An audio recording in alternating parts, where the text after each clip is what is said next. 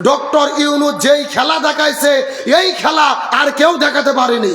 খেলা কত প্রকার ওয়া কি কি উদাহরণ সহ ডক্টর ইউনূস নরেন্দ্র মোদীকে বুঝে দিতে সক্ষম হয়েছে। পৃথিবীর ভেতরে ক্ষমতার দিক থেকে বাংলাদেশের অবস্থান ছিল 123তম সিরিয়াল, কিন্তু মাত্র 7 মাসের ব্যবধানে এখন বাংলাদেশের অবস্থান হলো 47তম।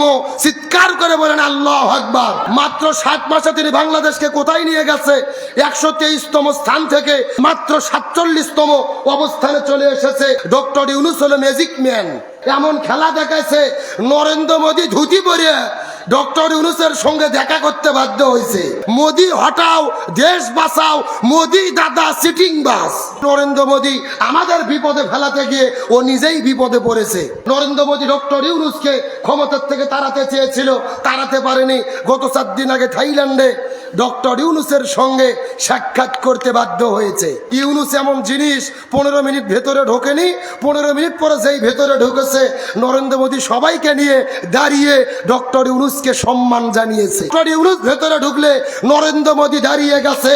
খেলা কত প্রকার ওয়া কি কি উদাহরণ সহ ডক্টর ইউনূস নরেন্দ্র মোদীকে বুঝে দিতে সক্ষম হয়েছে। যেভাবে বাংলাদেশ চলতেছে আগামী 5টা বছর ডক্টর ইউনূস যদি এইভাবে বাংলাদেশ চালাতে পারে, এই বাংলাদেশ মালয়েশিয়া সিঙ্গাপুর হয়ে যাবে, এতে কোনো সন্দেহ নাই ইনশাআল্লাহ।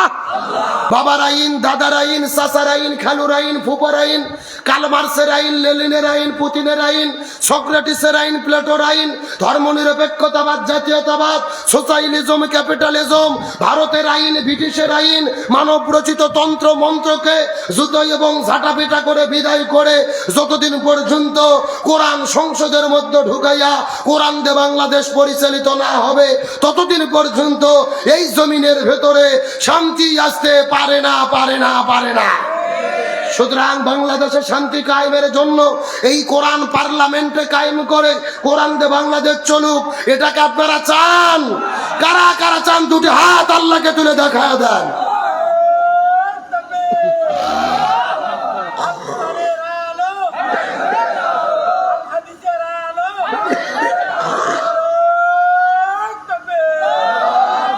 একেবারে সোজা কথা, জমিন যার আইন চলবে তার। আল্লাহর জমিনে আল্লাহর আইন কায়েম করা ছাড়া শান্তি আসতে পারে? জোরে বলেন পারে? একটা উদাহরণ দিয়ে সামনের দিকে চলে যাব। এই যে মাত্র 7 মাস হলে ডক্টর মোহাম্মদ ইউনূস ক্ষমতা গ্রহণ করেছে, সত্য করে বলেন তো আগের চাইতে বাংলাদেশের শান্তি বাড়ছে না কমছে? আরো জোরে বলেন। ডক্টর ইউনূসকে আপনি আমি দেখতে না পারি, সত্যকে স্বীকার করতে হবে। মাত্র 7 মাসের ভেতরে ডক্টর ইউনূস যেই খেলা দেখাইছে এই খেলা আর কেউ দেখাতে পারেনি। আজকের নিউজ হলো স্বৈরাচার হাসিনা যখন বাংলাদেশে ছিল পৃথিবীর ভেতরে ক্ষমতার দিক থেকে বাংলাদেশের অবস্থান ছিল 123তম সিরিয়াল, কিন্তু মাত্র 7 মাসের ব্যবধানে এখন বাংলাদেশের অবস্থান হলো 47তম। চিৎকার করে বলেন আল্লাহু আকবার। আরো জোরে বলেন আলহামদুলিল্লাহ। মাত্র 7 মাসে তিনি বাংলাদেশকে কোথায় নিয়ে গেছে? 123তম স্থান থেকে মাত্র 47তম অবস্থানে চলে এসেছে। ডক্টর ইউনূস হলো ম্যাজিক ম্যান। যেরকম কি ম্যান? এমন ম্যাজিক দেখাইছে, এমন খেলা দেখাইছে নরেন্দ্র মোদী ধুতি পরে ডক্টর ইউনূসের সঙ্গে দেখা করতে বাধ্য হয়েছে। এ কথা কন না কা?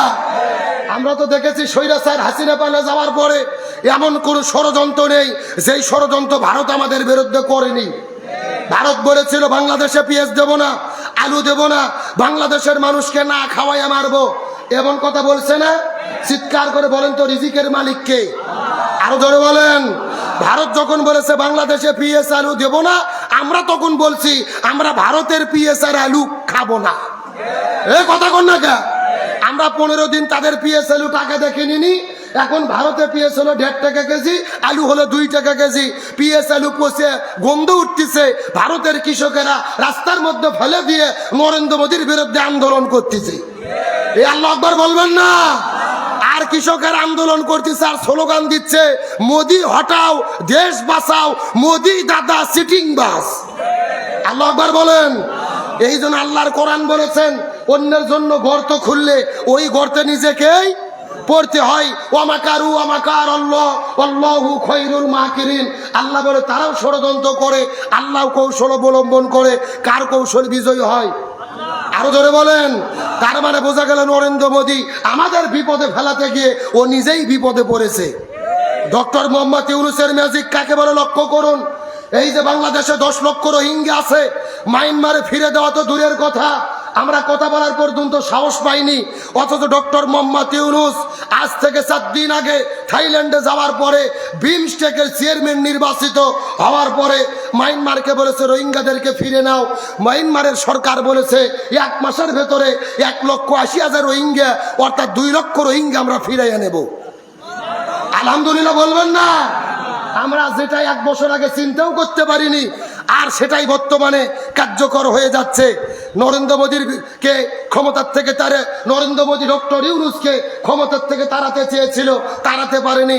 গত 4 দিন আগে থাইল্যান্ডে ডক্টর ইউনূসের সঙ্গে সাক্ষাৎ করতে বাধ্য হয়েছে। আপনার টেলিভিশনের মধ্যে দেখেছেন কেমন করে সাক্ষাৎ করলো। ডক্টর ইউনূস তার সব প্রশাসনকে নিয়ে ঘরের মধ্যে বসেছিল। ইউনূস এমন জিনিস 15 মিনিট ভেতরে ঢোকেনি, 15 মিনিট পরে যেই ভেতরে ঢুকেছে নরেন্দ্র মোদী সবাইকে নিয়ে দাঁড়িয়ে ডক্টর ইউনূসকে সম্মান জানিয়েছে। আল্লাহু আকবার বলবেন না? যেই রকম শিক্ষক ঘরের মধ্যে ঢুকলে ছাত্র দাঁড়িয়ে যায়, একই রকম ডক্টর ইউনূস ভেতরে ঢুকলে নরেন্দ্র মোদী দাঁড়িয়ে গেছে। খেলা কত প্রকার, ওয়া কি উদাহরণ সহ ডক্টর ইউনূস নরেন্দ্র মোদীকে বুঝে দিতে সক্ষম হয়েছে।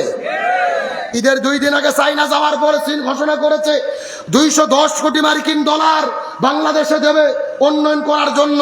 আজকে তামাম পৃথিবীর শ্রেষ্ঠ 50টা কোম্পানি বাংলাদেশে এসেছে, তারা টাকা বিনিয়োগ করবে এই বাংলাদেশকে উন্নতি করার জন্য। যেভাবে বাংলাদেশ চলতেছে আগামী 5টা বছর ডক্টর ইউনূস যদি এইভাবে বাংলাদেশ চালাতে পারে, এই বাংলাদেশ মালয়েশিয়া সিঙ্গাপুর হয়ে যাবে, এতে কোনো সন্দেহ নাই ইনশাআল্লাহ। আমরা এই উন্নয়ন দেখতে চাই কি চাই না? ভালো করে বোঝেন, সত্য করে বলেন তো, এইবার যে রোজা পালন করছেন, রোজার মধ্যে অবস্থা ভালো ছিল না খারাপ ছিল? আমরা গত 16 বছর দেখেছি ইফতারিতে কারেন্ট নাই, সাহারিতে কারেন্ট নাই, তারাবিতে কারেন্ট নাই। এই বছর কি কারেন্ট গেছে? জোরকন গেছে। গত বছর কাঁচামরিচ ছিল 700 টাকা কেজি, এইবার 50 টাকা কেজি। গত বছর বেগুন ছিল 400 টাকা কেজি। হাসিনা বলছিল বেগুনি দিয়ে বেগুনি বানানোর দরকার নাই, মিষ্টি কুমড়ো দিয়ে বেগুনি বানাও। কথা বল না কে? কাঁঠাল দিয়ে বার্গার খাও। আজকে সেই বেগুন 40 টাকা কেজি, 300 টাকা কেজির আদা রসুন এইবার 80 টাকা কেজি। আর আল্লাহ এইবার আলুর ভেতরে এত ফলন দেশে স্টোর থোয়ারই জায়গা নাই। কথা কর না কে? হ্যাঁ, সত্যকে স্বীকার করেন। সুতরাং এখান থেকে বোঝা যায় মনের মধ্যে বড় কষ্ট ভাই। ভালো কিছু লোকের ভালো লাগে না, কিছু লোক এমন ভাবে ইউনূসের বিরুদ্ধে লাগছে যে কেমনে তাকে ক্ষমতার থেকে তাড়ান যায়। কথা কর না কে? আমরা বলতে চাই আগামীতে যেই ক্ষমতাতে আসুক জামাত বিএনপি প্রত্যেকটা দলকে বলবো ডক্টর ইউনূসকে সরাইয়া দিয়েন না, প্রয়োজনে তাকে রাষ্ট্রপতি করে রাখেন। ও যতদিন থাকবে ততদিনই দেশের কল্যাণ হবে। আমার কথার সঙ্গে আপনি একমত? তবে আপনাদেরকে একটা মেসেজ দিতে চাই, এত রহমত বরকত কেন আসলো? আল্লাহর কোরআনের দিকে লক্ষ্য করেন। আল্লাহর কোরআন বলেছেন ওয়ালাউ আন্না আলাল কুরা আমানু ওয়াত্তাকাউ লাফাতাহনা আলাইহিম বারাকাতিম মিনাস সামাই ওয়াল আরদ। আল্লাহর কোরআন বলেছেন যদি কোনো দেশের মানুষেরা আল্লাহকে ভয় করে আল্লাহর কোরআনের বিধান মেনে জীবন পরিচালনা করে, আল্লাহ তাদের উপরে আসমান জমিনের ভেতরে যত রহমত বরকতের দরজা আছে সব কিছু আল্লাহ তাদের উপরে খুলে দেয়। সুবহানাল্লাহ বলেন। আল্লাহর কোরআন বলেছেন আর রিজালু কাওয়ামুনা আলান নিসা, পরিচালক কোনো নারী হতে পারবে না, দেশের পরিচালক হতে হবে পুরুষদেরকে। কার কথা? আরো ধরে বলেন।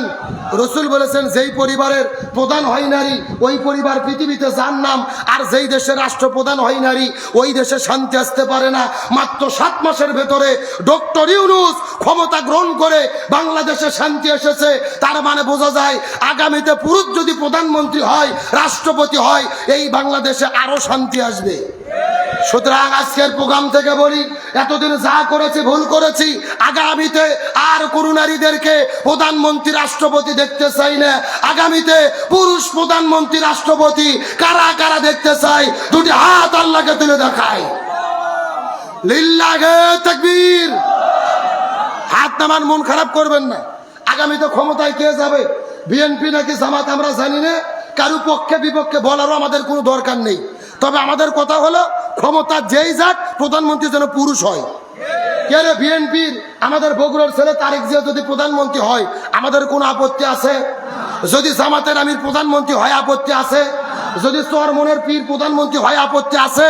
আমাদের কথা যেই হোক একটা পুরুষ হোক, আর কোনো নারীর জ্বালা আমরা দেখতে চাই না। কথা কি ক্লিয়ার না ভেজাল আছে? এই সাহাব আব্দুল সালাম যুক্তিবাদী না আল্লাহর? আল্লাহর কোরআন বলছে রিজালু কওয়ামুন আলান নিসা, পরিচালক কোন নারী নয়, পুরুষদেরকে হতে হবে। কার কথা?